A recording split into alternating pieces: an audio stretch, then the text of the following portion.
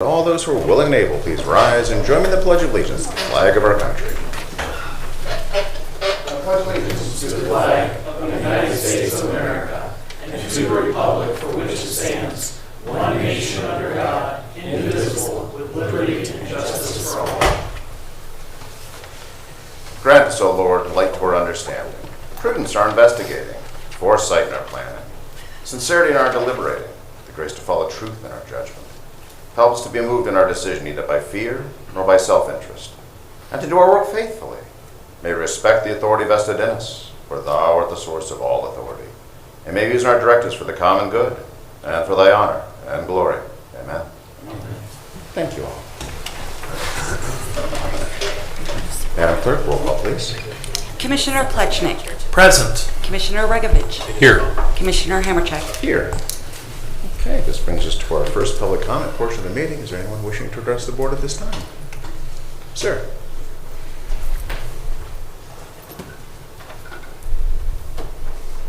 Welcome back. And now you're sporting a beard. Thank you. Good morning, Commissioners.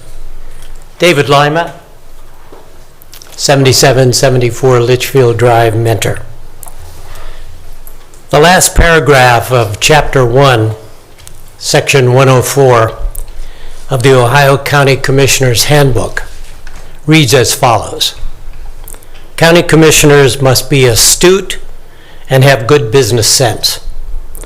Perhaps the most important attribute of a county commissioner is the ability to lead, to listen to the needs of the citizens and other elected officials, to compromise, and to develop a consensus on priority issues to improve the county. I'm here to share my views concerning the 0.5% sales tax approved by a majority of this board January 12th. The negative response to your action can be found in every corner of Lake County. The negative response is ubiquitous. From municipalities, small and large businesses, the entire political spectrum, from the far right to the far left, Democrats, Independents, and Republicans, and from those most likely to be negatively impacted by this action, the Lake County residents who live paycheck to paycheck.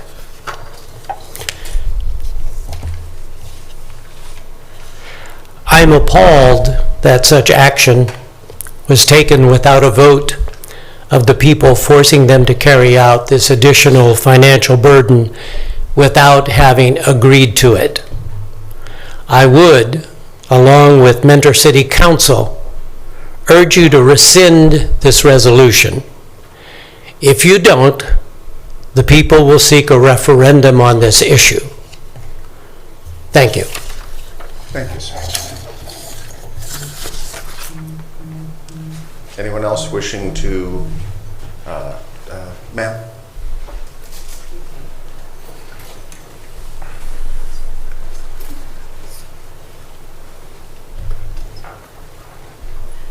Good morning. Good morning. My name is Mary Ellen Abel. I live at 50 Barley Drive, Painesville Township, Ohio. I'm not here to moan and groan over the 0.5% increase in sales tax. And I have not been a regular at these meetings, but one of my questions is, parts of this building are twice as old as what the new old Lake County jail is. What department had oversight during its construction? Why did you pick brick facade that's going to deteriorate over a period of 30 years? I mean, in 30 years, are we going to have to rebuild this building because of poor choice of materials? I know that I have worked with the engineers, the Lake County Engineers Office, back in the day when I worked at Morton Salt. I was one person that was the person responsible for bringing new technology to Lake County. Instead of digging up broken sewers, relining them. And it was far less expensive than having to dig up a street. what happened? Was the Lake County Department of Engineering not present while these choices of building materials were made? Was the roof not replaced long before it failed or repaired on a regular basis? And the other thing is, what other avenues were looked at besides the 0.5% tax? I'm a property owner. I do not want to see property taxes go up, but there has to be alternative methods to replace the jail. I realize that law enforcement, everything, it's not just law enforcement, but everything has gone up in price, and it's going to continue to go up in price. One of the problems is we also have to fight Jerome Powell, who keeps raising interest rates until the point where inflation is under control. But meanwhile, we're going to lose jobs in Lake County because that's part of the intent. Thank you for letting me have my say. Thank you, ma'am. Sir, I believe you had your hand up. Yes, thank you. Good morning, Commissioners. Jason Kasunik, 35985 Reeves Road, Eastlake, Ohio. And I'm an Eastlake City Councilman, though a little disclaimer here, I'm not here on behalf of the City of Eastlake, or I don't speak for any of the other elected officials in Eastlake. So just here as, I am here as a concerned lifelong resident of Lake County. Thanks. And, but as a council person, I do sympathize with what you're going through right now. When I first took office, it was about 7 years ago, and the city was on the verge of fiscal emergency.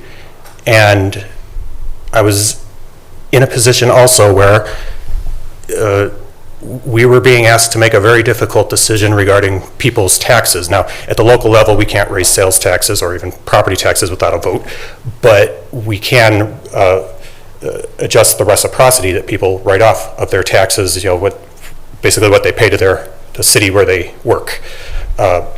And a lot of people said we should do that, but probably a much stronger, more vocal group of people said that we shouldn't, and they were going to be very upset over it if we did. And at that point, it was the early 80s since the city of Eastlake had passed any levy, and people said there's no way you're going to pass a levy in Eastlake. People in Eastlake will not pass a levy. And that was the conventional wisdom. Well, the story has a happy ending, though. The city did put a levy on the ballot. It was a fire levy. The fire department was fantastic. They were very active in educating voters as to why this money was needed. And after all these years, Eastlake finally passed a levy. And since that time, the city has been, I wouldn't say fantastic financial condition, but sufficient. You know, we've managed with the budget that we've had, and nobody's suggested a tax increase since that time. Since there have been a number of concerned residents, I've initiated the process this morning. I filed it right here with the county auditor. They marked this received. This is a petition for referendum. People can begin signing this immediately. So I just wanted to let you guys know that this is happening. If it is a lot of signatures that need to be obtained, we need 10% of the voters from the last gubernatorial election, which is just over 9,500. I think 9,580 is the total that we need. So, but the thing is, if enough people think that this should go to the vote, as opposed to just having 2 people decide this, it will go to the vote. We're going to make it available to people, and if there's not that much interest in it, then it won't. And you can at least say that that people had that opportunity. So, again, thank you for your time. And again, I do sympathize with your position, and I understand. But even though I sympathize, it doesn't mean that I can agree. So, thank you for your time. Thank you, sir. Sir.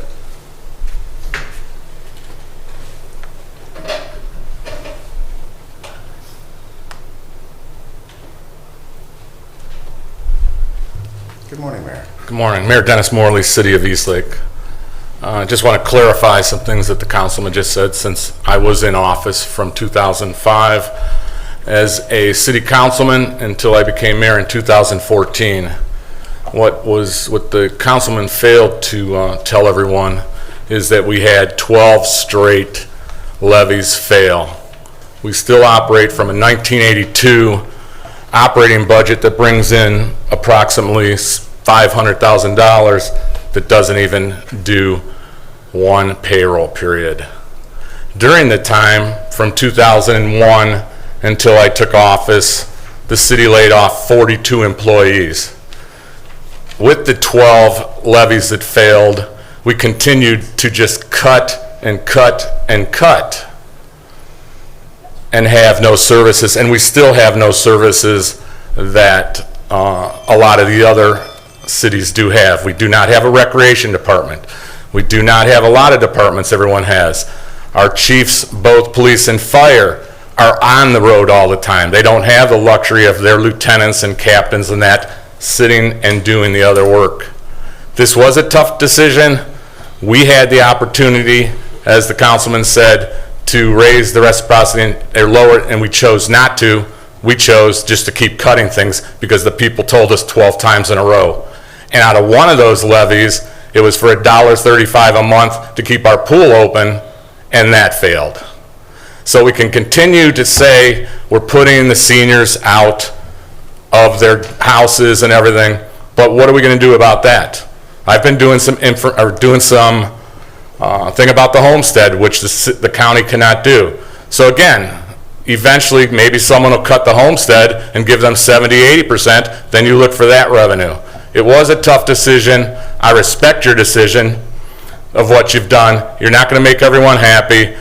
We can continue to use the catchphrase about we're putting the seniors out. I'm a senior. I'm going to be a senior when I'm done here in a few more years. But at the end of the day, we cannot just keep saying we're putting everyone out of their homes. I mean, it was a tough decision. I get it. I understand Commissioner Pleshnik's stand on it. I understand your too. But at the end of the day, we can go to the people. Again, since I've been in office, we put 2 levies on because I knew being council, when I was on council, we lost 11. We lost the first one when I was the mayor. When I took over, I laid off 17 people my first year. We have not recovered. We've recovered, yes. Are we in better shape than we were back then? Absolutely. But we still don't have a lot of things that other cities have and continue to get beat up sometimes on some of those. Appreciate your time and thank you. Thank you, sir. Anyone else wishing to address the board? Sir.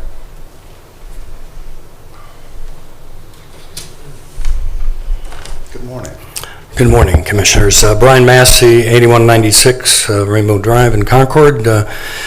I'm here to ask the Commissioners a question on the procedures that were used. I've had numerous complaints from citizens about on December 29th, we tabled the resolution, and on January 12th, we voted for it, but no one heard the procedure of untabling the resolution. I just would like to get it on the record. Do the commissioners feel that they did follow proper procedures with the vote as far as not untabling the resolution? I have legal here, sir. Mr. Massey, yes, proper procedures were followed. That was a live resolution, if you will, because it was tabled to a specific date, that being the January 12th meeting. Therefore, there was no motion needed to take it off the table. I see. So if it because it was specifically tabled until January 12th, then there was no need. Okay, I've got that, and I will pass that along to the residents. Thank you very much.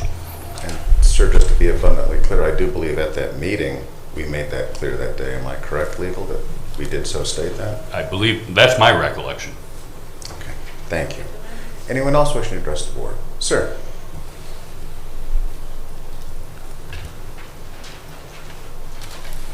John Music, 45 Coventry Drive. I just want to talk about another subject. You all know where I stood on that increase.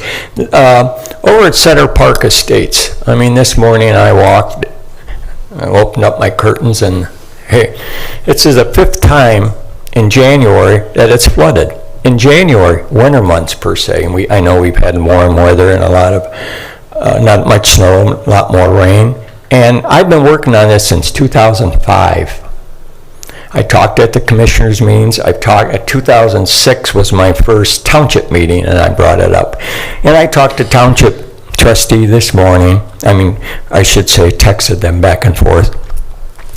And then I also wanted to speak here, and I got a call from a few other people. But all I am saying, I know it's being worked on, but I'm at the point where it's being worked on since 2005 or 6, when we had that 100-year rain. I remember Dan Troy saying that, oh, that 100-year rain's coming more often at more than 100 years. And Jim may have heard that, I don't know. But anyhow, the thing about it is, I mean, we're past the point. I probably misspoke. 2005 was my first commissioner meeting, but the flood was the first in 2006. But anyhow, the thing about it is, 2006 to 2023, and nothing's still been done. It still floods. And I mean, I got pictures. You ever want to see the pictures? I sent my trustee some pictures again this morning. I sent him some the other day. And it's like, you know, there's a lot of places that are over there, and everybody knows it floods over there. But no one's done anything. I mean, I'm not saying they're not trying, but there's been one delay after another. But the only thing I can say is we need to do something. So if and when it ever comes in front of you, or if you can be of any assistance to Tim or Jim or whatever it is needed, please think about it. I mean, we're at that point, so I'd appreciate it. I mean, and the people that live in that area over Cherry Hill and all that down, because that water comes down the hill from there and so forth, and down along the raceway at the fairgrounds, and comes it on the back behind, it's like the fairgrounds. You all know the fairgrounds. Well, do you know that water floods in their maintenance building? It's like, no, I saw Dave, he's the manager over there, driving the tractor, and the road's just totally covered and all this, and they said, well, when Fairgrounds Road would be done, it would help. Well, I am hearing from other opinions that it actually made it worse as far as the fairgrounds goes. They're flooding over there. True or not, I don't know. But I am just saying, 2006, and here we are 17 years later, and the problem still exists. Just looking for some help. Thank you. Thank you, sir. We'll take that up with Tim Miller's Soil and Water. Engineer Gills, anything you want to add to that, sir?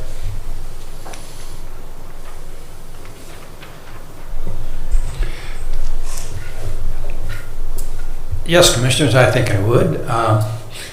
First of all, to update you on what's going on is we just had a meeting with the Township Trustees. We just, the engineer that is reevaluating the project just turned in his report. We went over it on Tuesday. There is a key piece of property that is involved in the solution that we have at present that they are looking into, trying and seeing how available it's going to be.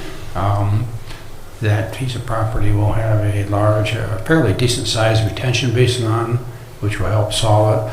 A lot of the sewers in the area that through this latest evaluation that we've done have been a lot more thorough relative to the existing sewers. An additional area around Barrington and Stratford where the residents have listed complaints was studied as an auxiliary to the original study, and we discovered a lot of the sewers are old, very old.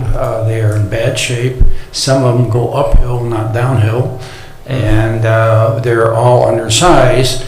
We also have a situation where in the last 10 to 15 years, the average rainfall in the county and this northeastern Ohio area has increased by 9 inches over that period of time, which is considerable, considering it was 33 inches pretty much before, and now it's 42 inches, and when you take 9 and divide it into 33, it's a substantial increase.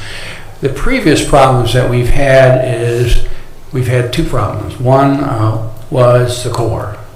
what was originally proposed, and secondly proposed the second time, involved an existing pond that is filled and needed to be enlarged, and we have been in a long uphill battle with the Corps over that, and a couple other areas where they're claiming there's wetlands and we can't do what we want to do and so forth. That was one. The second one, we had gotten around some of that by going to a certain gentleman's piece of property with a relief sewer into Route 20. He absolutely unconditionally refused to give us an easement. We went around and around with him for a while, which sparked this last overall study and a totally different route. This route does not require any change going in the areas going to Route 20. It just captures the water in a big basin and releases them in such a manner that we can get it into Route 20 without flooding Route 20 and areas to the north. The project is very expensive, and we're working on the financing. We feel that we have a way to finance this project. So we're in, I'm hoping, the final stages, but the key is still this particular piece of property. There is an awful lot of home and business coverage over there, and an open site for a decent sized retention basin is not readily available. If we cannot get this piece of property at a reasonable price, then I'm not sure what direction we'll go, but something will be done. And I know it's been a long time. I'm beginning to call it the Brightwood Project Junior, and which took a very, very long time. But these things, in dealing with the agencies and so forth, they become very, very difficult. And that's where we are. Thank you, sir. Anyone else wishing to address the board? If you have something additional to say, sir. Yeah, John Music, 44 Government Drive. I want to thank Jim. I'm not saying that they aren't trying. I am just saying it's nothing that's been, it's like the Army Corps of Engineers came along and designated it as a stream. I used to play in that field when I was a kid, you know, and now it's a stream, and before it was just a ditch, and now it's a stream, and you know what happens when they do that. There's a lot more limitations about what you can do and what you can't do. And that one person that had that property, I went to school with him and I talked to him about it. Well, nothing's happened with him. That didn't change either, because I knew him and I've talked to him. And of course, now he's passed away. But the thing about it is, it's like, all I'm saying is, the county and the township, I mean, I've gone through so many different groups of trustees, so many different groups of commissioners. Jim's been here though, but anyhow, the thing about it is, it's like, you know, only thing I am saying is, when and if it ever comes in front of you, just do what you can to move this on. And like I said, the county and the township have been responsive, but there's a lot of holdups, so the problem still exists. And just like one of our former presidents says, things don't happen, they're made to happen. So, thank you. Thank you, sir. Anyone else wishing to address the board at this time? Sir. Good morning, Commissioners. Good morning. I'm here. My name's Chris Weiss. I live at 6000 Trask Road in Leroy, and I wanted to inquire of County Engineer Mr. Gills. Living in Leroy, all the residents, of course, are aware that Payne Road was closed on the hill coming down towards the Metro Park, and subsequent to that, Ford Road was also closed, and we realized that that's going to take money and time to get that fixed. About 2 months ago, I happened to be going by there and stopped. There were some guys cutting trees down on the Payne Road hillside, and I figured, oh, hooray, something's going to happen out here. And so I went and talked to those guys, and they explained to me that they had to cut trees down so that when work does commence, we won't disturb some kind of bat species that you can't cut the trees down in the summertime, but you can cut them in the fall and the wintertime. So, and that's what they were there to accomplish. I'd just like to ask and inquire as to how soon the residents might hope to see that road reopen. The concern here for the residents that live over on Trask Road, Ford Road, Balch Road, and so forth is that it's added a fairly lengthy response time to the fire department, should we need them. You know, I'm okay with the extra 4 miles, you know, to get to town every time I have to go to town. And out in Leroy, we don't ask for much, okay? So I would hope to see that, those roads could be repaired and reopened. And if it's gonna be more than, say, another 6 months, I would ask that you seriously consider, perhaps on Payne Road, making that a 1-lane road, put the guardrail in, put a temporary signal, whatever, and if you have to reduce load limits to passenger cars and fire trucks, you know, allow some kind of access through there, or at least for the fire department, okay? So that if, you know, if home's burning on the other side of Hell's Hollow from the fire station, they hopefully can get there before the house is a complete loss. So if you could respond to that, I'd appreciate that. Should I go sit down? If you want Okay. to stay, Jim's responding. Okay. So. Either way. Well, that's yeah, it's an unfortunate circumstances that we had 2 catastrophic problems in the areas that we have them, which is very unusual. We've had 4 this past year. One we fixed, that was Madison Avenue. The problem that we have is that those bridges, and the reason those roads are closed is because we have a potential failure. And as far as a 1-lane road, I can look into it, but I don't think so. I think the reason that road is closed is because it is there's a problem underneath with the bridge and with the foundations, and so it doesn't really matter whether there's one lane or 2 lanes. That load going across there, we're concerned about, and it's a safety issue. The problem with the project is that these things take time to design and do all the things that we have to do as engineers, bid and build. But the other problem is we also have to finance them. 2 of these projects together, like we have, that are major, the combined cost of doing these 2 roads is over $4 million. And we are trying to find the funding. My department lives on gas tax, and we only have $1 million a year that we can actually, out of our budget, put onto the roads and bridges. And we have other priorities. We are attempting to parallel do the design work and get the stuff done and look for financing at the same time. We have talked to some people about financing. Of course, you know, the first thing you think of, well, borrow the money. Well, you know, if you only have $1 million to put on into the roads every year, which we use as federal match and so forth, when you start borrowing money, you have debt service. Well, that debt service has to come out of that $1 million. That means people like yourselves in your township and other townships are not getting their roads fixed because we don't have the money.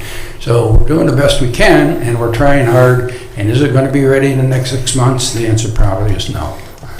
Okay, I respect your budget and all that, and I'm not trying to make unrealistic demands, but with regard to Payne Road, the bridge is not part of the problem. The bridge over Payne Falls is open because it's beyond the place where Payne Road is closed. Payne Road is closed on the hill, and it's because the hillside's slipping and it's undermined a portion of the shoulder of the uphill side of the traffic. So it seems very apparent that the lane that goes down the hill is probably safe, and while it may not be safe for every kind of traffic, I would ask that if it can't be maintained as a single lane for the purpose of passenger vehicles, then could it at least be the fire department have some means of going through there to go down the hill and have them instructed how to drive down that hill, you know, on the side where it doesn't hurt. So at least we could have a better response time for that portion of Leroy Township that might need it. I just ask that you consider that and try to work out a solution. Well, we'll look into it, but I can tell you that the emergency vehicles have a special configuration that we have to test all our bridges and culverts and all that kind of stuff for. And they actually create more of a impact than most general commercial vehicles. So I will talk to my structural engineers and I'll see what we can do. But Okay. But there's no guarantee. Thank you, Mr. Gills. Thank you, Commissioners. Anyone else wishing to address the board at this time? Anyone else? Thank you. Madam Clerk, agenda item 1, please. In the engineer's office, resolution authorizing the Lake County engineer to enter into a local public agent LPA agreement with the Director of Transportation of the State of Ohio for the LAK Bishop Road, County Road 711-0.59 Bridge, PID number 117510 project, LCE project number 2022-017. Move to approve. Second. Discussion? None. I'm sorry. Go ahead. If you'd like me to address these, I will. Actually, number 1 and number 2 are the same. They're agreements with this, the Department of Transportation for replacement of 2 bridges that we surprisingly and wonderfully got from the ODOT through CEAO as part of that extra money that Ohio got from the Build Back Better thing that came in, that they gave the CEAO to hand out.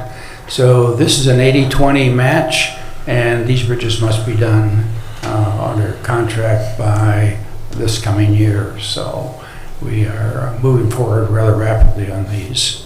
One of the bridges will be an in-house design, and the other bridge will be a design build by a contractor.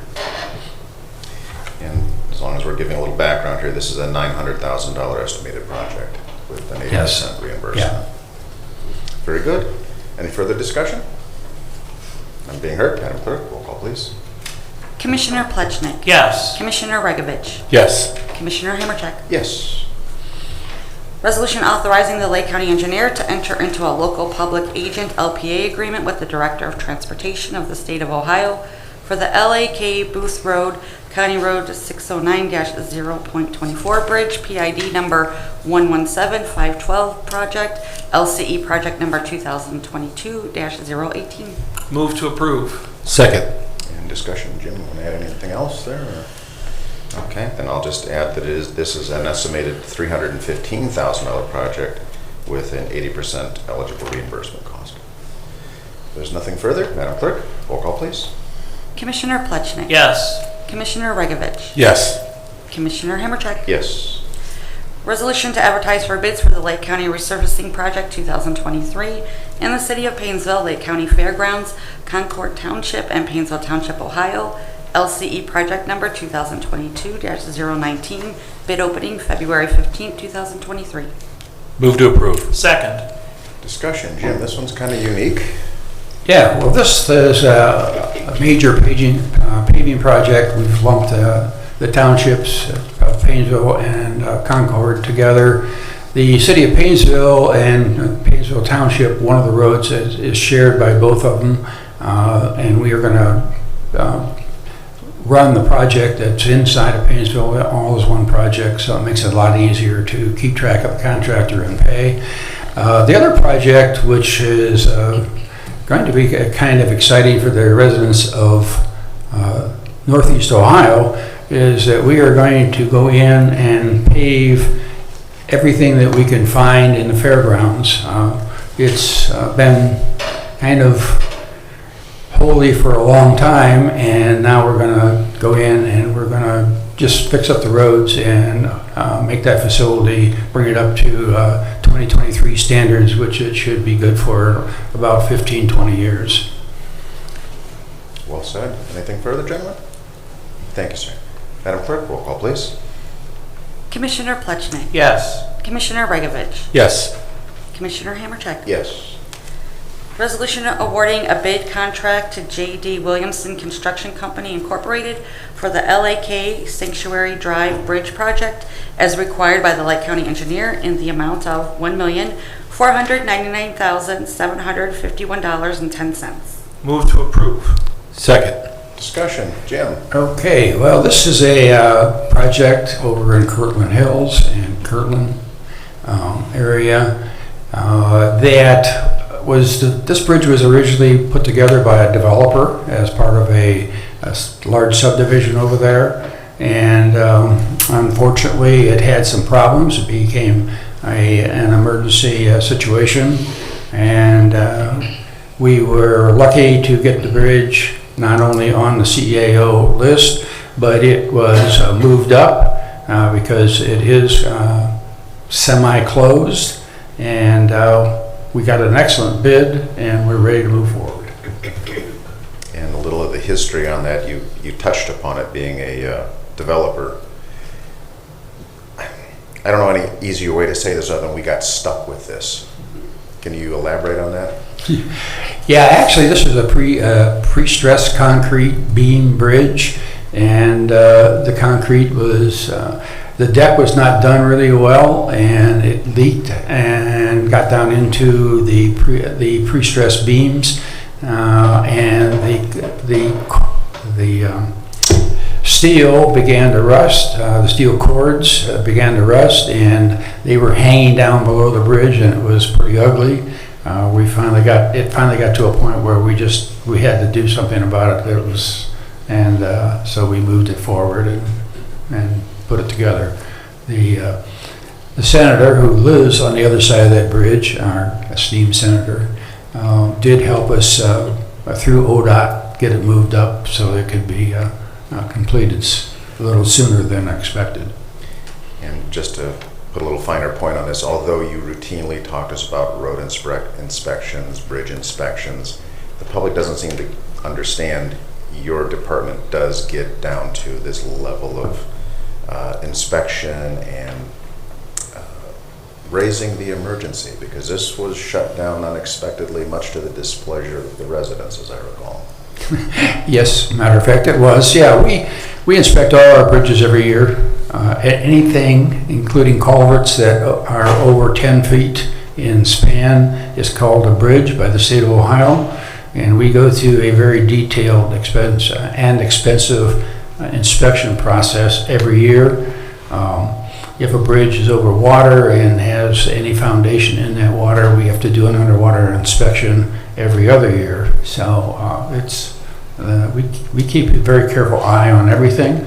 We have to do load calculations based on measurements taken from section loss on the steel beams and any other problem-like strands hanging down from underneath the precessed beam into consideration and check the loads so that we know whether or not we have to limit the loads and so on and so forth. So that's where all this comes from. It's very detailed.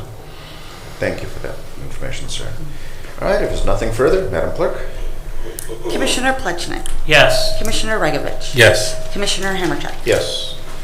In the Utilities Department, resolution approving plan specifications and estimates of cost in the amount of $936,200 for Bellflower Area Sanitary Sewer Improvement, Palmerston Sanitary Sewer Rehab Project number 403S, and advertising for bids for the same, bid opening February 15th, 2023. Move to approve. Second. Discussion? Randy, anything you want to add to that, sir? Thank you, Commissioner. This is a rehabilitation project, part of our capital improvement plan, where we're lining several sanitary sewers in the Palmerston area near Bellflower, where we've experienced some higher than normal wet weather flows. Estimated cost, $800,000? Yeah, the bid price, yes. Thank you, sir. All right, if there's nothing further, Madam Clerk, roll call, please. Commissioner Plechnik? Yes. Commissioner Regovich? Yes. Commissioner Hammercheck? Yes. Resolution authorizing execution of an agreement with CT Consultants Incorporated for the Lake County Department of Utilities. Move to approve. Second. Discussion? None being heard. Madam Clerk, roll call, please. Commissioner Plechnik. Yes. Commissioner Regovich. Yes. Commissioner Hammercheck. Yes. Resolution increasing appropriations and transferring cash within Lake County Department of Utilities Water Operating Fund and Project Fund 595, Division Bank Atwater Waterline Project 446W. Move to approve. Second. Discussion? None being heard. Madam Clerk, roll call, please. Commissioner Plechnik. Yes. Commissioner Regovich. Yes. Commissioner Hammercheck. Yes. In Job and Family Services Department, resolution assigning authority to Suzanne Kazar, Director of Job and Family Services, to act as the Lake County Board of Commissioners designee for approving inter-county adjustments of allocated funds. Move to approve. Second. Discussion? Suzanne, I know this is kind of routine, but those are a lot of big words in there. Do you want to tell the public what that means? Sure, this is a resolution that typically the commissioners have passed every year. The Job and Family Services receives funding from the state to administer many of our programs, and this resolution really gives me the authority that in the event that our county may have excess funds in one of our programs, that another county needs those funds, that they can request the funds from Job and Family Services, and vice versa. If another county has excess funds and we need those funds here in Lake County, I would be able to pursue that with another county within the state of Ohio, as approved by the county administrator and the budget director. And that's not uncommon to move those monies around throughout the state. Correct. Very good. Just want to make sure I hit the record. If there's nothing further, Madam Clerk, roll call, please. Commissioner Plechnik. Yes. Commissioner Regovich. Yes. Commissioner Hammercheck. Yes. In the Commissioner's Office, resolution authorizing the county administrator to renew the professional consultant contract with McDonald Hopkins for American Rescue Plan Act, ARPA technical assistance. Move to approve. Second. Discussion? Jason, anything you want to add to that? No? One of the common things you hear us talk about is outside legal counsel. In regards to this, that is who we are referring to. So if there's nothing further, Madam Clerk, roll call, please. Commissioner Plechnik. Yes. Commissioner Regovich. Yes. Commissioner Hammercheck. Yes. Resolution appointing the clerk and assistant clerk of the Board of Lake County Commissioners as designees of the board to attend the certified public records training as required by Ohio Revised Code, Section 109.43. Move to approve with a thank you to our clerk and assistant clerk for their hard work. I'll second that. That's an easy one. Discussion? None being heard. Madam Clerk, roll call, please. Commissioner Plechnik. Yes. Commissioner Regovich. Yes. Commissioner Hammercheck. Yes. In the Finance Department, resolution approving payment of bills as listed on the Commissioner's Approval Journal in the amount of $1,063,636.02. Move to approve. Second. Discussion? None being heard. Madam Clerk, roll call, please. Commissioner Plechnik. Yes. Commissioner Regovich. Yes. Commissioner Hammercheck. Yes. Resolution approving purchase orders as listed on the Commissioner's Purchase Order Approval Journal in the amount of $1,695,941.23. Move to approve. Second. Discussion? None being heard. Madam Clerk, roll call, please. Commissioner Plechnik. Yes. Commissioner Regovich. Yes. Commissioner Hammercheck. Yes. Resolution increasing appropriations for various general fund accounts. Move to approve. Second. Discussion? None being heard. Madam Clerk, roll call, please. Commissioner Plechnik. Yes. Commissioner Regovich. Yes. Commissioner Hammercheck. Yes. Resolution transferring cash within non-general fund accounts. Move to approve. Second. Discussion? None being heard. Madam Clerk, roll call, please. Commissioner Plechnik. Yes. Commissioner Regovich. Yes. Commissioner Hammercheck. Yes. Okay, this brings us to our departmental reports portion of our meeting, utilities.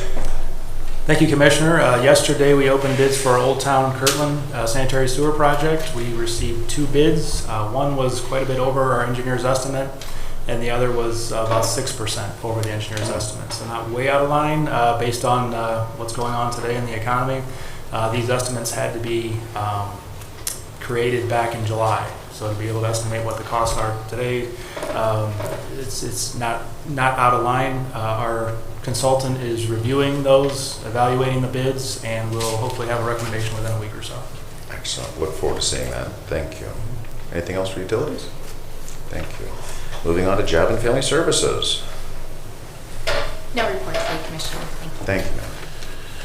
Mr. President, Sir.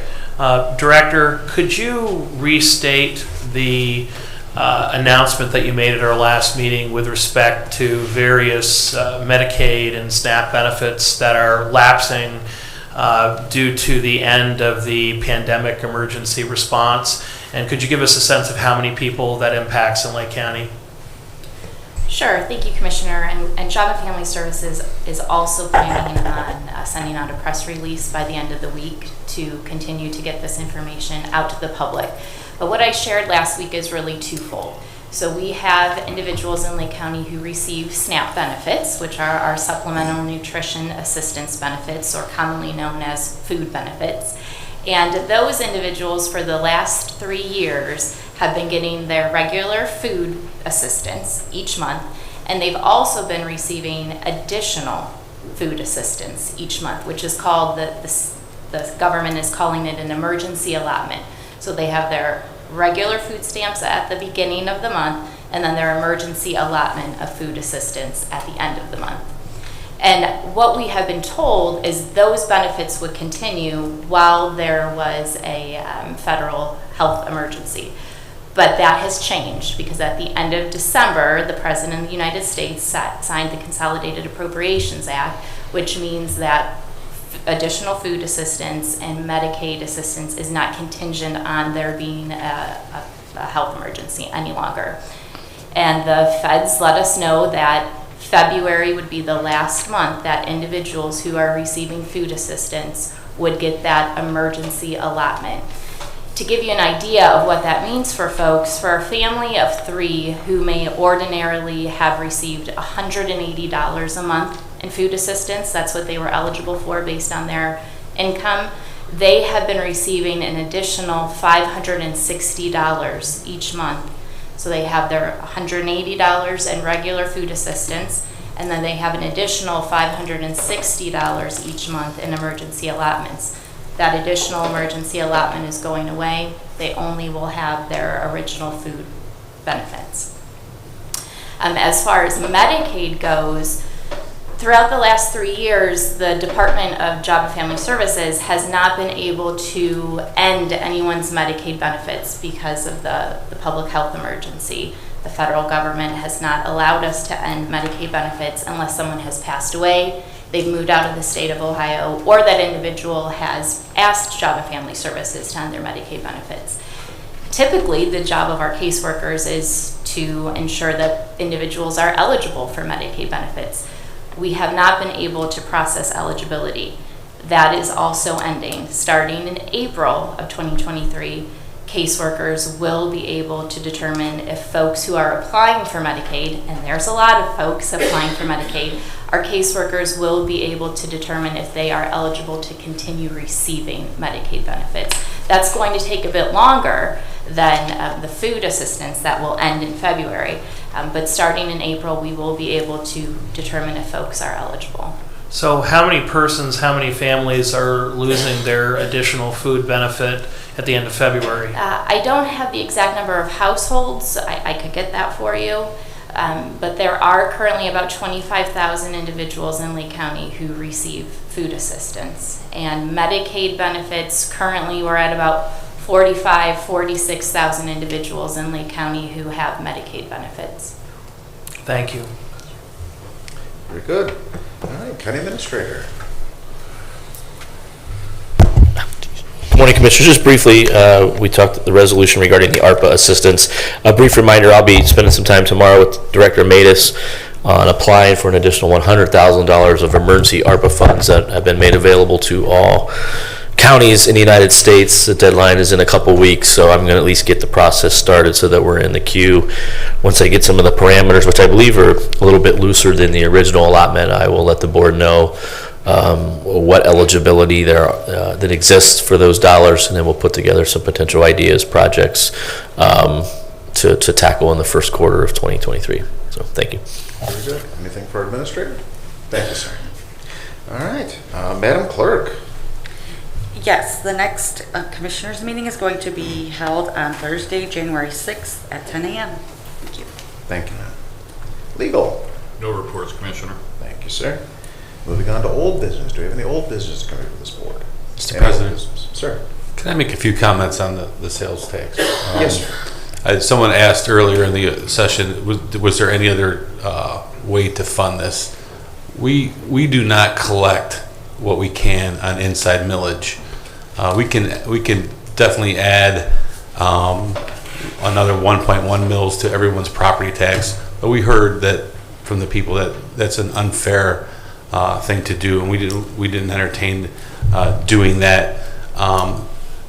But we had to do interviews yesterday about this subject, and as I watched the interviews last night, it came clear to me right after the interview aired that I saw 3 stories that stuck out to me. Lorain County 911 system was out. There was an ambulance at a house who couldn't contact its base because their radios were failing. The dispatcher had to call the person's house on their phone to talk to the medical staff that was at the house and to find out that they needed additional help. There was a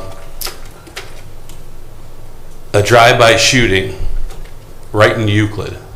Their police chief's on the news every night with a different incident. A drive-by shooting, right, as the former mayor and safety director of Willowick, that's in my backyard. There was another story that a police chief here in Lake County and one in Cuyahoga County, who is one of the highest paid in the state, police department, cannot find police officers. This is what we're talking about. This is why we did this tax. This is what we were looking at. This is the safety of our county at stake. It's the people that work in here. We cannot find good people to come in. There's no one lining up for these jobs. There's no backfill, and this is in every department that has to do with our public safety. In the courts, in the prosecutor's office, in the sheriff's department. We have in our sheriff's department, we've heard the sheriff say, we have the majority of the people there have been there 5 years or less. They're testing for these other jobs in these other cities because they're already paying more than we are right now. So we do not want to get to the position to where we're considering catch and release and those kind of things because we don't have the manpower, we don't have the prosecutors in order to go forward with people breaking the law in our county. And we have 46% of the people that we prosecute here are from outside our county. Part of the sales tax is the people that also spend money here from outside our county. So we thought it was more of a fair tax to spread around, and it's a use tax. So we can calculate our budgets. I know it's tough for everybody. Most of my family lives in Lake County. I talked to many people about this. It's a hard decision, not one we took lightly. So I just wanted to make that point. We didn't want to touch property tax. We already feel like our property taxes are high enough. And I just want to clarify a lot of that from what you may be seeing on TV or what you may be hearing. But those are how we made these decisions. We listened to the sheriff. We listened to our budget director. We listened to the prosecutor. Thank you. Thank you, sir. Mr. President, Sir. with respect, because no one has higher respect for the institution of the county commission and Lake County government than myself, I dissent. We have heard from our Director of Job and Family Services about the increasing difficulty that Lake County families are having just in feeding their families. And as we talk about attracting folks, well, I don't think we're going to bring a lot of people to spend money in Lake County with the third highest sales tax rate in the state, just behind Cuyahoga and Hamilton. I don't think a lot of people are going to drive here with the cost of gas to spend money to save 0.25% coming from Cuyahoga to Lake. And I think many people who live right on the border may consider going to Chardon and Geauga and other townships and counties that tax considerably less. I'm concerned that in the long term, this tax increase is not going to raise revenue, but it will negatively impact the retail and manufacturing hub of Lake County in Mentor. We've heard loud and clear from Mentor City Council that they are deeply concerned that this will impact their local economy, and those effects won't be seen in a day or a year. But as we see the growth in Southern Ohio from Intel coming and the new supply chains that they're building here in Ohio, I want Lake County to be the most competitive to take advantage of those opportunities so that our sales tax continues to grow, not by raising the rate, but by bringing more business and more residents into Lake County. I'm very proud of the fact that over the last decade, the census shows we're one out of only 3 counties in Ohio, one of only 3 counties in the United States that are growing. That growth is a result of the fact that past boards of commissioners have worked to keep taxes low along with our cities and our townships and our villages. And I think we have to continue that work now more than ever. This is a historically difficult time for residents, for businesses, and I understand that everyone sitting at this dais is doing their best and is voting their conscience, but I've heard from an overwhelming amount of residents, an overwhelming amount of local elected officials, and an overwhelming amount of businesses that we cannot afford to be the 3rd highest taxed county in the state of Ohio. Now, I would understand this vote more so if we were dealing with a deficit in our budget, if we were dealing with a period of low savings, low investment, but Lake County has its highest surplus, its highest overages, its highest savings in Lake County history. We've been here for about 183 years. We have never had a bigger surplus or savings at our disposal. And I know that the elephant in the room is trying to build the Lake County jail. I know. Cuyahoga and Ashtabula are facing that exact same problem, and I 100% agree with our sheriff that we cannot afford to leave the current jail in place. It will cost us more to continue to repair than to build a new, better facility. But we have the resources to put a $50 to $70 million down payment on a jail in cash today. We have a $6 to $8 million carryover that we can use to finance a bond today without a tax increase. And we'll have paid off this administration center and our courthouse renovations within the next 3 years or so. That's another $2 million we'll have in our budget. And I believe that $2 million, if it's not everything we need, it's pretty darn close to what we would need to give pretty substantial increases that are needed to our prosecutor's office and our sheriff's department. No one supports those departments more than I do. As a law professor, I recognize that law and order comes first, and I believe that every commissioner has prioritized law enforcement as we've budgeted. But at the same time, we have unprecedented levels of surplus and savings that can be used to meet those needs. And sales taxes raised with inflation. We already see a sales tax increase in Lake County just because the cost of goods are up. So we're seeing a natural increase. We don't need to raise the rate to enjoy that increase. Lake County is already seeing its taxes go up with inflation, even as Lake County residents are not seeing their pay go up with inflation, and many are losing their benefits. I mean, for a family of 3 to lose nearly $600 a month, and then to have a sales tax increase on top of it, I'm worried about people who are trying to put food on the table, put gas in the tank, and businesses that are deciding not just whether to come to Lake County, but whether they can afford to stay here, whether they can afford to keep their doors open. We've had business roundtables in this room, and we've heard about the challenges of pizza shops to manufacturers, from mom and pop shops to multi-million-dollar operations. And I'm worried about the future of Lake County, which is why I vote no on any tax increase during this period of inflation. I think we need to come together and make the difficult decisions at this table rather than force Lake County residents to make those decisions at their kitchen table. Thank you.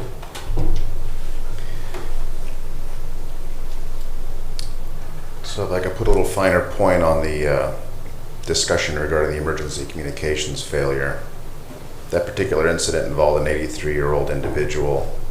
It turned out to be a cardiac arrest. It wasn't so many years ago that Lake County had serious communication issues that put our residents and our public safety forces at risk. I was intimately involved in taking corrective actions to see to it that that would be affirmatively addressed.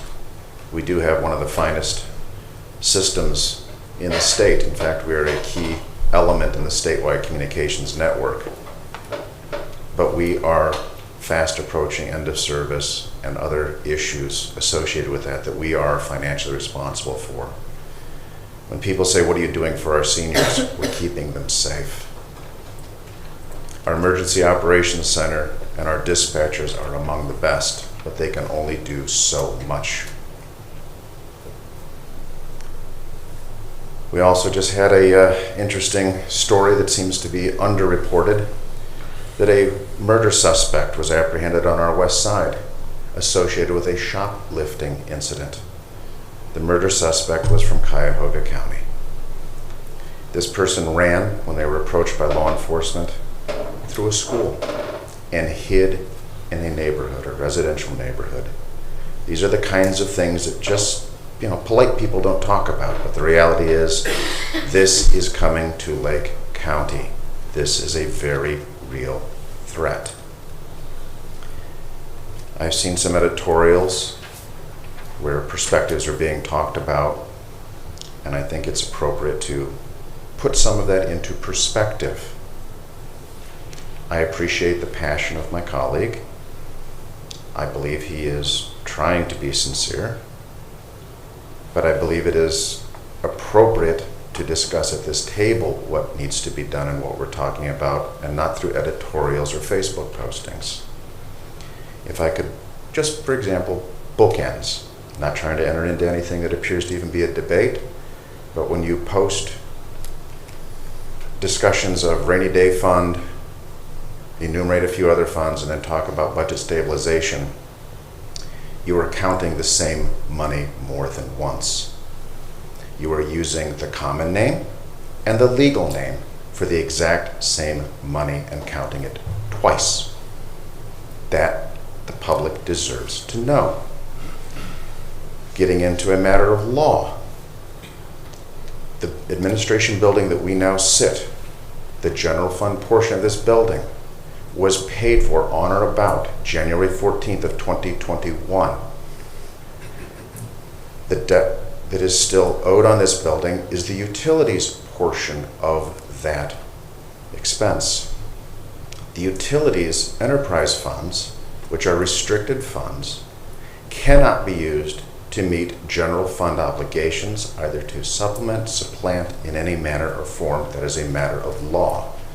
But to avoid even the appearance of a debate between commissioners on a matter of law, I'm going to look to legal. In fact, Mr. Hackman, no offense, I'm actually going to go to your boss. I see we have Prosecutor Charles Colson in the audience.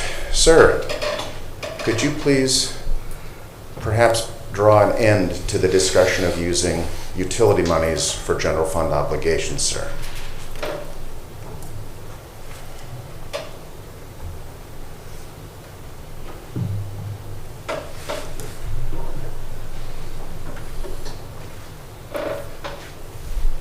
Well, it's a short answer, Commissioners. You can't use utilities monies for general fund obligations.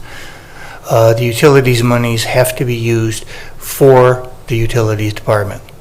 And paying for part of this building, it houses the utilities department, was certainly permissible. But any money that, when it's paid for by utilities, the debt is paid for, then there won't be any additional monies available in the general fund. I think I've answered it. Thank you, sir. While I have you, Yeah, this is why I pay Mr. Hackman for. I understand, but we love having leaders. There's been much talk about the county's investments in excess of $100 million. Just again, I know you've said this in the past, but I think it's worth restating. The county, this Board of Commissioners, cannot use Deepwood MRDD money. No, you for general cannot. fund. No. We cannot use Metro Parks money. No, you can't. We cannot use Crime Lab money. No. Those are all pooled dollars in that investment bundle. There are other agencies in that. We cannot, under any circumstance, use that money. No, you cannot.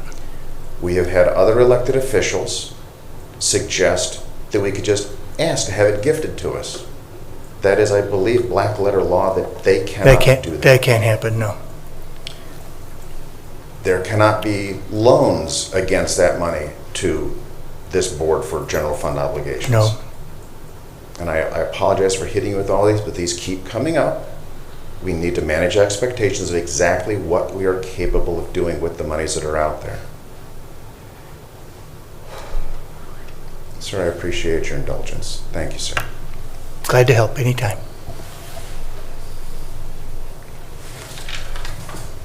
Mr. President? Sir. I have no interest in debate. I'll simply say that each of us must be transparent with the residents. I will always reach out through any medium that I'm granted, whether it be Facebook, Twitter, LinkedIn, the News Herald, to share my reasoning and my vote with my constituents because I work for them. And I will have my conversation here at the dais as the law requires and the sunshine requires with you, but I will interact with my residents wherever they want to meet me. And every number that I have published, every number that I have shared, I have run by our county auditor. He has confirmed them, and I stand by them. I'm not here to debate on one nitpick or point. We certainly could, but I stand by everything I've said. I've confirmed my numbers, and reasonable people can disagree about the right approach. Absolutely. But I dissent to raising taxes in a period of historically high inflation where our families and businesses are struggling. Safety comes first when it comes to how we spend the taxpayers' money, but this is not the right time to ask for more. Any other old business to come before this board? Hearing none, moving on to new business. Do we have any new business? Any new business? Very good. Moving on to our second public comment. Anyone in the audience wishing to address the board at this time? Sir.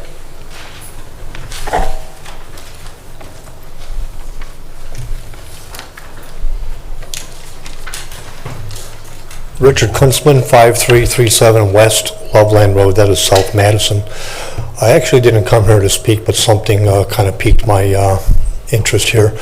One thing I want to state that as far as the sales tax increase, I am a small business and a resident of Lake County, so it's going to affect me. The thing that bothers me the most about it is that it was only decided by 3 people, and I feel like very strongly something that is going to impact so many people financially should be decided by the people, by a vote, a ballot. And whichever way it goes, I will accept that because the people have spoken, okay? The other thing I'd like to address is Mr. Rigovich. You mentioned the possibility was there to raise funds by raising the millage for property taxes. I would be very adamantly against that. We built our dream home 16 years ago in South Madison, and we are very quickly being taxed out of that home. We have a tremendous property tax burden there, and we are actually looking to move to another state and unload our house because of the tax burden. So just to let you know, I think I speak for a lot of people when it comes to messing with the property tax issue. Thank you. Thank you, sir. Ma'am?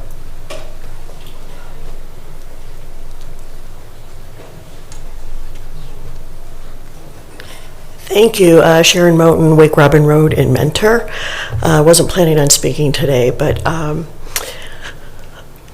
my personal opinion is that some things were thrown out here just to induce fear in the residents and to bring them into compliance with the sales tax issue.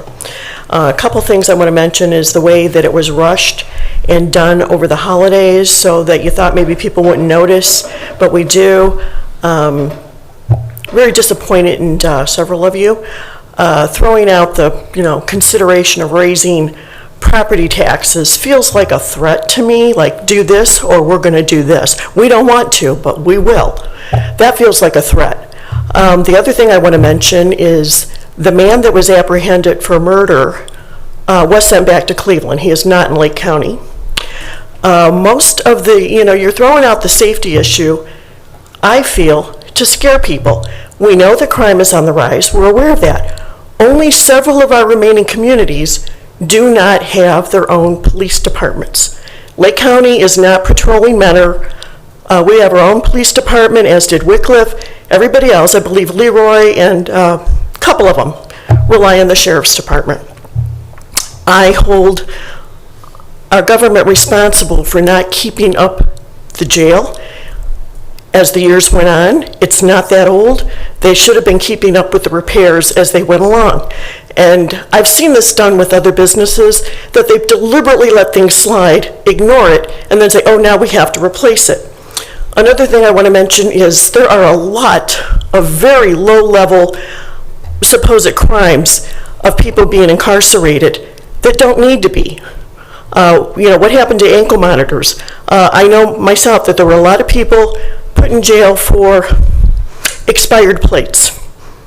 That's ridiculous. So many people could be, supplied with an ankle monitor. They don't need to be in jail at the expense of the county. So many things. And there's one more thing I would like to know from you, Mr. Hammercheck. I've pondered over this because every time there's a prayer, you put your hands like this. Yes, ma'am. Now, I can't speak for you, but I do know that that is a satanic symbol. So it concerns me that you do that. Excuse me, ma'am, I'm going to interrupt you. No, I'm saying, I'm not accusing you. It is. It is. I'm not saying that you know that, but I just want you to be aware it is. So when you do that, people talk about it a lot and have a lot of concern over you. So I just want to bring that to your attention, that just may be a reflex. Are you accusing me of I being a Satanist? started off by saying I was not. I'm trying to make you aware of what that means and what people in the community are saying about you. So you might want to not do that. I know a lot of people don't know what that means, but that is what it is. So I'm actually resting my fingertips together now. Not like that. It's during the prayer. So I just wanted you to know because I thought, well, he probably doesn't know what that means. And you're doing it during prayer, so there's a lot of talk about you. So I'm just bringing that to your attention. I'm not making an accusation of you. I'm just telling you. Because nobody else wanted to come tell you. And I said, well, he needs to know. He's probably not aware. Of everything you've said here so far, that is the thing I'm most stunned by. Well, it's good that you're stunned because you were not aware. Although I'm going to look to Bishop Maribel.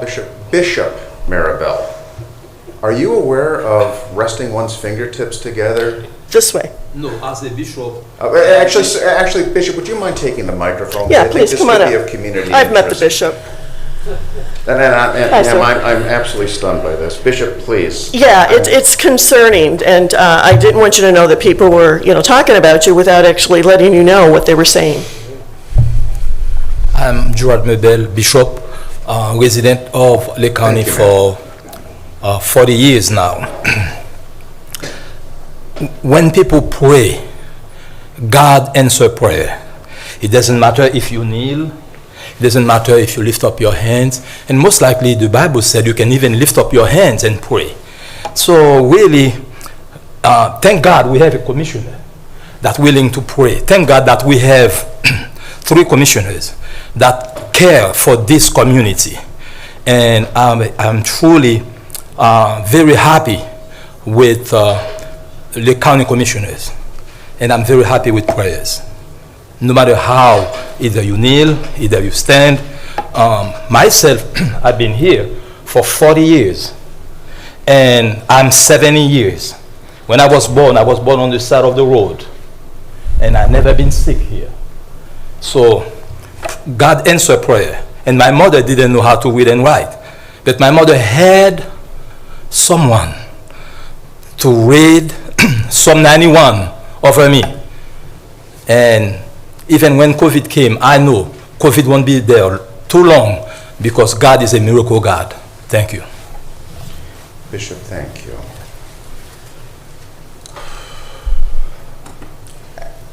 Hold on. Let me collect myself. That one really, ma'am, I appreciate you sharing that, but you rattled me to the core on that one. Sorry. No, please don't be sorry. It's a good thing I take notes. Going back to the discussion about the inside millage, which is the property tax, which is the unvoted portion, I believe, and I'm not going to speak for my colleague, that was not a threat. This board, I believe, as a group, has said property taxes are unacceptable. I myself have said numerous times that people of Lake County are victims of crime twice. Once by the original crime and twice by having to pay to bring that person to justice. The sales tax is the only way to get non-Lake County dollars into the system to pay for that. That was no threat, that was informational only. If that was a threat, I'd be shocked and dismayed. That was not a threat. Mr. President. Sir. That's one of the considerations we have in front of us. And my point to that is we had looked at every means possible. We didn't make a snap decision. It wasn't rushed through in 1 month. They've been talking about this for years. The prosecutor had his prosecutors in this audience in August to bring this to light. And we've known about it for a long time. So it wasn't a rush through thing. We sat and whiteboarded it over and over and over and over again. County administrator will tell you that. How else can we do this? What else is available? If you look at the list of ask, it's way beyond what we can afford in the years to come. Simply put. And if I could just add, you'd mentioned the sheriff's office only covering the townships. That is a gross mischaracterization of our justice system in Lake County. Speaking to our sheriff's department, they have countywide jurisdiction. Our sheriff's department participates in task force activities, such as the heroin task force, human trafficking task force. When it comes to drug interdictions, they are the host for those activities in Lake County. But local law enforcement is also supported by our courts, of which we have 7, 4 of which are General Division of Common Pleas. We have a prosecutor's office that supports those police departments. Those officers have confidence that when they put their life on the line, engaging in their duties, that the prosecutor's office will affirmatively take action and support them, properly charge people, and prosecute them through a justice system. We also have, supporting our local law enforcement, public defenders, because under the law, everyone has a right to an effective defense. I could go on more, but please understand when we're talking about safety and crime, it is not to shock, it is to inform. It has become evident that people are being so polite they just don't want to talk about, I'm going to call that the elephant in the room. Our prosecutor's office is at capacity. They can't take on more cases. They are doing the best they can. In fact, they're a model in the state for how they do things. I can tell you the Ohio, oh good heavens, I'm going to give myself a note here. The Ohio Chambers of Commerce, crime is their #1 concern. And they call upon prosecutors to actually not plea bargain, but to hold people accountable. Our prosecutor's office to date has been able to do that, but they are danger close to not being able to do that. Other counties, when crime, and just so you know, Cuyahoga County is ranked 10th most dangerous in the country. There are 5 such cities that made that list in Ohio, Cleveland being ranked number 10. This is serious, and in Cuyahoga County, their prosecutor's office, they choose to plea bargain. They plea bargain away justice to the victims. That is something that I find personally unacceptable. Our prosecutor's office uses what's called vertical prosecution. If I say anything that's not accurate, please, sir, chime in. But in that, a case is assigned to a prosecuting attorney, and that prosecuting attorney stays with that case from the time it is taken in to the time it is adjudicated in court. The victims are not re-victimized every time they have to tell their story over and over again to new prosecutors. The benefit to our police officers, they don't have to keep being pulled in and re-reporting what they did over and over and over again. The overtime that saves local jurisdictions is immense. I will, as a mayor having to deal with safety forces, you can appreciate this probably better than any of us. Those are direct savings to the communities by having a strong prosecutor's office and having a responsible, strong, and fair court system. Our judges, they bring down fair trials, fair sentences. And by having a strong public defender's office, we know that those things are being checked off. So there's so many levels here. You talk about incarceration. Our judges are exhaustive in making sure that people are on release programs. I don't know if, prosecutor, you want to add to that, or it's just exhaustive what our courts do to keep people out of not being incarcerated. You're saying no, Prosecutor Colson. Do you want to add to this, sir? Because don't take my word for it. Talk to somebody who actually does this. Sir, thank you.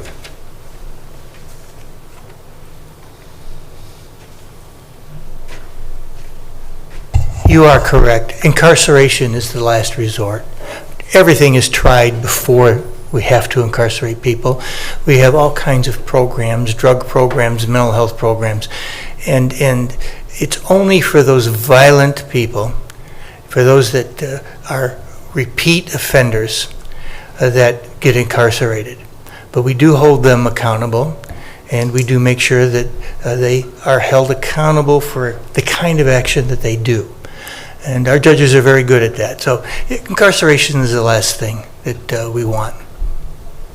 And you're dealing with felony cases. You're not dealing with the municipal courts. No, I'm only talking about the felony cases and the juvenile cases.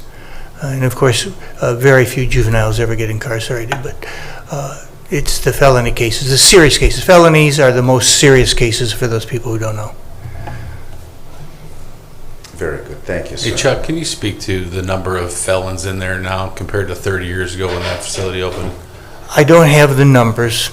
I can only tell you it's substantially more. The sheriff could probably give you pretty accurate numbers on the number of inmates who've been put into the jail. But quite frankly, on most of the felony cases, they're in our jail only if they don't make bail. They're in jail pre-trial, and then if they're convicted after trial, they go to prison. So they're only in the jail usually for the pre-trial before that if they don't make bail. So the jails are usually filled with quite a large number of misdemeanors. That is, people who have been sentenced or waiting cases from the 3 municipal courts, the Willoughby, Mentor, and Painesville Municipal Court, the misdemeanors, the less serious crimes. But I can tell you, in the last 30 years, there are 2 things we need to talk about. It's not just that the crime has gone up substantially. I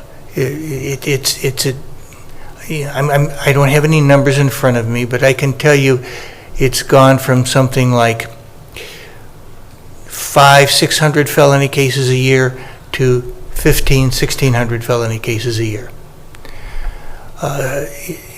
in that period of time. But that's not the real number. The worst part of that number is this: the cases are more serious. The level of violence in our community has really increased.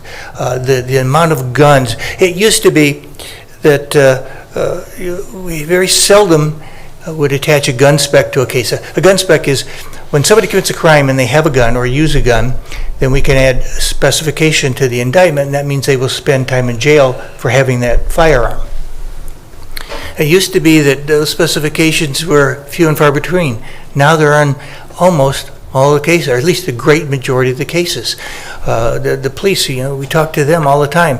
When they stop now, and I'm not talking about people who are carrying guns lawfully. I'm talking about people who have prior convictions who have no right to carry a firearm. We see they're carrying firearms all the time. The shootings that go on in Lake County are very disturbing.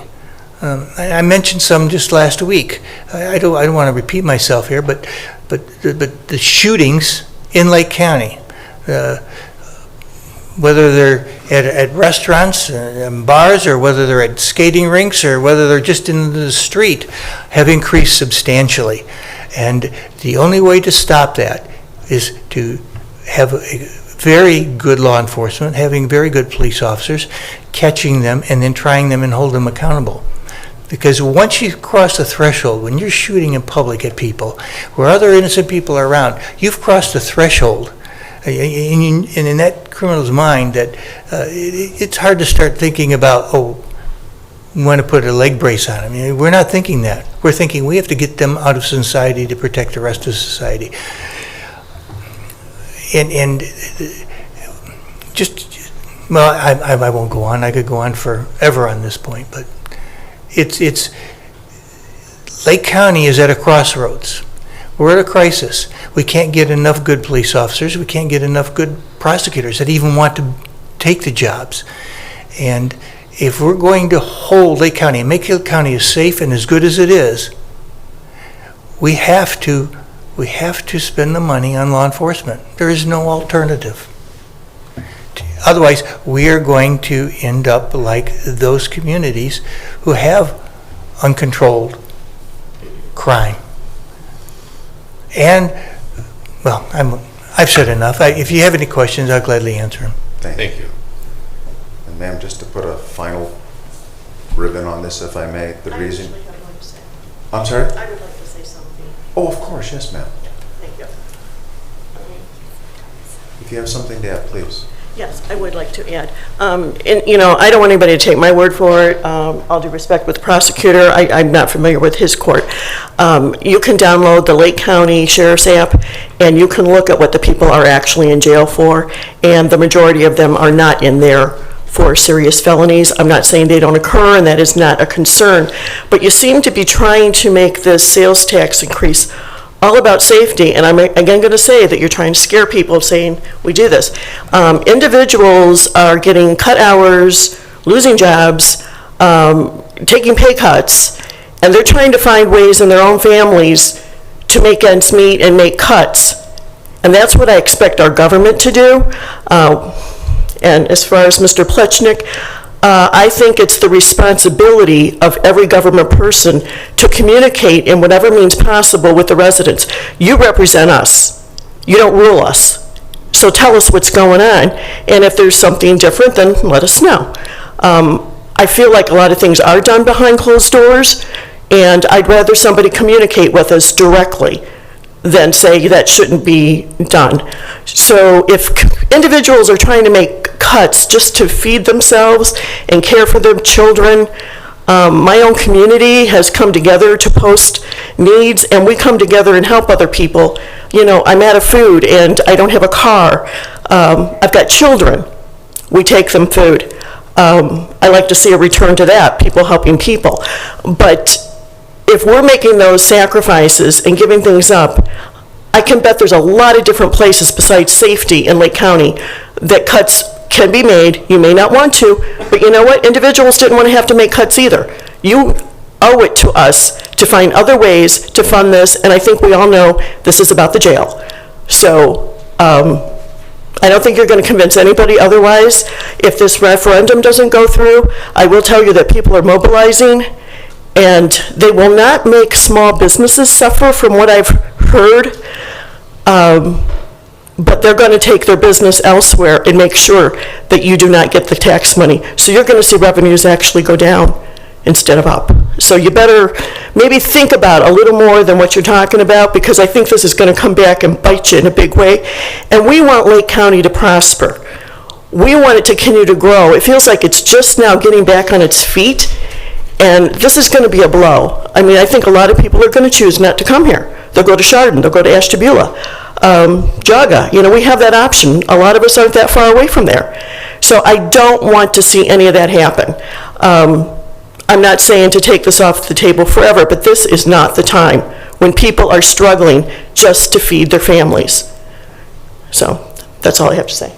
Thank you, Madam. Just to finish my point, the reason you hear us talking so much about our criminal justice system and public safety, upwards of 67% of our budget is that. So it's reasonable to say that that's what you're going to hear discussed at length. And when you talk about the other monies, between 15 and 20% are fixed costs. We have no control over that. You can't cut what the light bill is. You can't cut those types of expenses on the insurance. And yes, even the county has to pay for insurance. There's a number of things I could go into, but that's between 15 and 20%. But anyway, I just wanted to address that for you. Thank you, ma'am, for your time. Sir?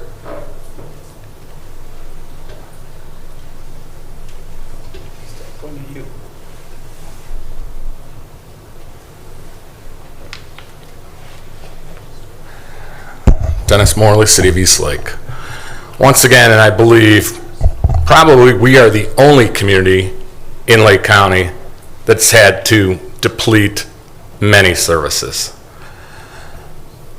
I heard the same thing when I first became mayor in 2014 about my threats, my scare tactics of the levy I did put on, saying everything that would be cut. I believe there was 12 to 13 items that I said would be cut. Guess what? When that levy failed, there were no threats, there were no scare tactics, they were cut. After they cut them, then I was told I punished our residents. If you don't have the money to do something, you don't have the services. And that's what I believe a lot of people in this county have not had to go through. If you do what I had to do and start cutting services, people will be here in a different manner telling you, why did you cut that service? If you don't have the money, you don't have the service. We have one thing that haunts me, still haunts me from 9 years ago, that I cut. One of the cuts were we don't vacuum the leaves off the tree lawns anymore. And that was, you know, it wasn't that, hey, I laid off some dispatchers. It wasn't like, hey, I laid off police. We were worried about because we didn't vacuum the leaves off anymore. And that still comes up now. And I did survive 2 more elections after I made all those cuts. So I've never done anything politically. I've always done what was best for our residents. And people do not see what we all have to go through, the councils, commissioners, any elected official, of what we have to go through to do make the decisions we make. I only say this because we are the only city that's had to take away from our people because we can't get a levy passed. And as the councilman said, we did pass finally a small levy, and it did help, and we've gotten more businesses in. And you know, the same thing was said here, no one's gonna come to Eastlake. We just had we're having 2 new developments going where the houses are $375,000. So people are coming to our city. I mean, it's the same, and it's no disrespect, because the people that know me up here in this room know that I'm not a politician. I do what I'm supposed to do and still got reelected. It's tough what we have to do and the decisions we make, but at the end of the day, we cannot make every resident happy, and we're not gonna. But again, if some of the cities and communities in this county made all the cuts that we had to make, there would be different repercussions to all of you and all of those elected officials. Once you start cutting services, they don't come back. Like I said before, we don't have a recreation department. We don't have 10 people backing our chiefs. I had 6 years without an administrative assistant, which is unheard of being a mayor of a city of almost 20,000 people. But we made it through it. And again, if you start making cuts, no one's going to be happy. So that's my spin on it. You know what? I'm not here to debate the tax, what if a jail needs built. Obviously, we all see in our communities the crime that's going up. You know, I do agree. You know, it's tough for us to even hire police, fire, even service people. I mean, everyone wants $30, $40 an hour now. You know, we're a city that's all union contracts, so even if I wanted to give more money to people, just can't do it. So, again, I appreciate all 3 of your passion for this county, and I will always continue to support all 3 of you. Thank you. Thank you, sir. Sir.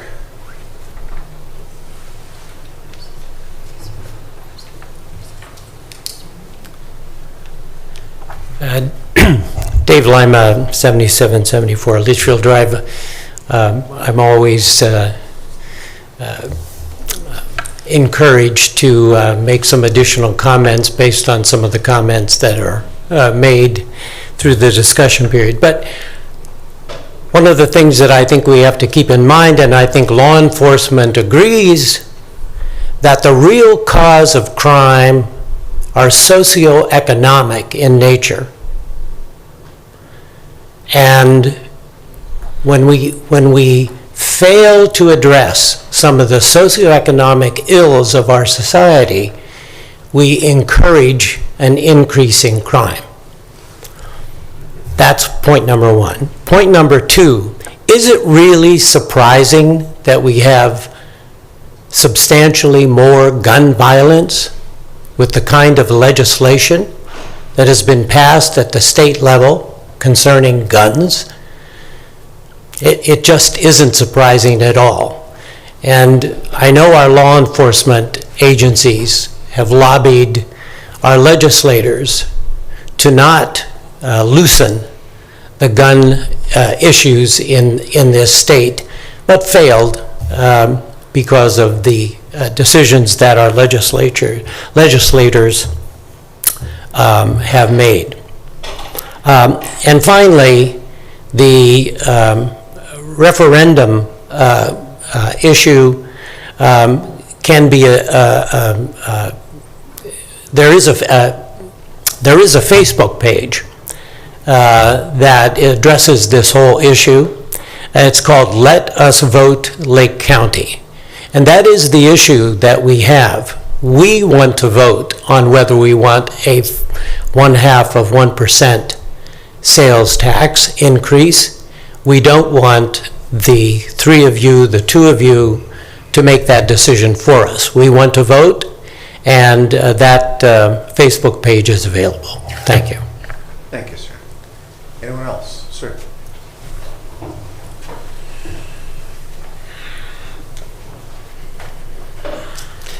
Again, Brian Massey, 8196 Rainbow Drive. I didn't think I would be speaking about this, but I really need to address it.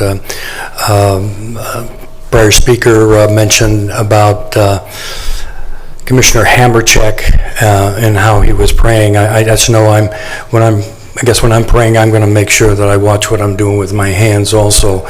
That I was asked to video a Christian rally last couple of years, and I'm proud to say that I was able to record Commissioner Pletcher and Commissioner Hammercheck speaking to the crowd. And I can tell all of Lake County residents without any hesitation that Commissioner Hammercheck is the furthest thing from a Satanist. I'm proud to say that he is a brother in Christ. Thank you. Thank you, sir. It means a great deal to hear you say that. And ma'am, I apologize for my reaction, but you did rattle me to the core, and thank you. Thank you. Sir.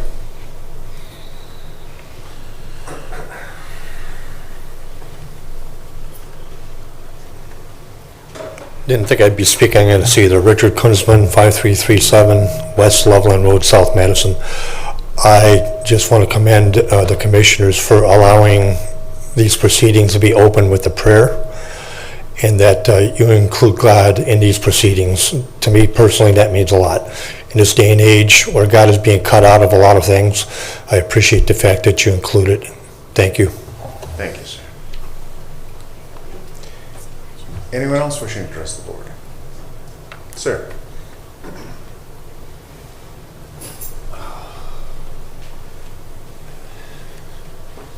You know, I didn't come here to intend to speak about this tax issue. Chris Weiss, 6,000 Trask Road, Leroy. I didn't come here to talk about the tax issue, or at least I didn't intend to, but hearing everything that I've heard, I just wanted to, I don't know, add my 2 cents. So I appreciate the indulgence of the time. You know, somebody, I believe it was Oliver Wendell Holmes, said, man has only those rights he can defend. Okay, and being a resident of Leroy Township, and the fact that we made a decision in our township not to go to the expenditure of paying the sheriff to have deputies on road patrol, I understand the implications of that too. I also understand the implications of living within the bounds of the law and being a solid citizen, okay, and that everybody has responsibilities in that regard, okay, and Prosecutor Colson and Sheriff Leon Bruno, I salute you guys. You guys do so much with what you have, and from my perspective as a citizen, I think you do an astounding job. I've seen, you know, back before Sheriff Leon Bruno was the sheriff, I used to go shopping at Giant Eagle. He'd be in there at 9 o'clock at night, you know. I know he was getting paid to be there, but he was in uniform, you know, at the store, guarding, you know, the store to make sure people didn't rob the place. I've seen these guys in many places doing their job when it's well after 4 o'clock in the afternoon, holidays and weekends. So I salute you gentlemen for what you do and support all your efforts. I'm aware that you can only pay a starting assistant prosecuting attorney $60,000 a year. Sir, do you mind addressing the board? You're on. Oh, sorry. You're actually Okay. off microphone. 60 grand a year. I've got an engineering degree. I couldn't work for 60,000 a year. I couldn't imagine going to law school and working for $60,000 a year. There is a gentleman, a good friend of mine, Neil Harrison, who just graduated from law school. He's studying for the bar exam. In fact, we get together on Saturday nights and go over bar questions because even though I'm not an attorney, I find it fascinating. He's applied to work for the prosecutor, and he's willing to work for that amount of money, at least, until hopefully things can change. I hope to be able to come, when I come and speak publicly, to offer some kinds of solutions, okay? You guys talked about property taxes. Here's something that I know that you three gentlemen don't have direct control over, but it's an issue. The metro parks, okay? We live in Leroy Township, I do anyway. The metro parks currently control something like 2,577 acres of the township. 15% of our township is off the tax rolls. We have to make do with what's left over, and it's becoming harder and harder. And apparently, the Metro Parks is on a mission to own as much of the watershed as they can possibly bring under their control. Countywide, they own over something like 9,000 acres of the county, okay? They have their own police force. They have all this, hundreds of millions of dollars, if not billions of dollars worth of assets that are not producing tax revenue. Maybe that's something we should look into. I kind of wish Mr. Gills hadn't left because, and I'll speak to it anyway, even though he's not here, we saw a whole lot of money on the board here for bridge repairs, okay? I have a potential solution to that, or at least a temporary measure, okay? It's Bailey Bridge, okay? During World War II, the British invented a bridging system that arguably helped us beat the Nazis, okay? In fact, President Eisenhower, when he was general, Patton, British generals, they all lauded the fact that they had this device, and it significantly reduced how long it took us to get to Berlin. You might be surprised to know they still manufacture Bailey bridges, okay? Under baileybridges.com and usbridge.com. You can go out there, you can buy the components. These bridges can be built up to, under military load classification, class 100, which means 100-ton vehicle capacity. You could put railroad locomotives on them, and they could span up to 100 meters unsupported. These are in use today. I've actually seen when they go to footage of Ukraine, apparently some of the European NATO powers gave the Ukrainians a whole bunch of these bridges. But more importantly, they're actually still used in the United States. Caltrans, Department of California Transportation, uses these, and we've seen what's going on in California, roads collapsing and such. I actually saw a news clip where they were erecting a Bailey Bridge, okay? This is not a permanent solution, but it's a low-cost, simple way to keep a road in service, okay, until funds can be generated and such, okay? I happen to have the training model sets that the military used to train combat engineers to assemble and deploy these bridges, and I have all the engineering documentation that goes along with it. I'd be happy to offer that free of charge to the county if the county would consider that as a way to implement a quick fix or a stopgap measure when there's no other way to keep a road in service, okay? I'd be happy to help train people on that. So think of it like a big erector set. I could actually bring one into this room. They're 1/8 scale. They're all metal. John has seen them when he's been over at my house. He's got all kinds of cool stuff. So again, I'd like to try to offer a positive note, a solution. If this can help our county engineer maintain roads open, it certainly won't, you wouldn't typically make it that a permanent solution, but it could certainly keep a thoroughfare open while funds can be generated and the final solution come to. So thank you for your time. Appreciate it. Anyone else wishing to address the board at this time? Anyone else? All right, thank you. All right, we do have a request for an executive session. No business will be conducted afterwards. The request is for personnel collective bargaining. And again, emphasizing there will be no business to be conducted afterwards. I have a motion to adjourn for the reasons so stated. So moved. Second. Madam Clerk, roll call, please. Commissioner Plechnik. Yes. Commissioner Regovich. Yes. Commissioner Hammercheck. Yes, thank you for joining us today. This meeting stands adjourned.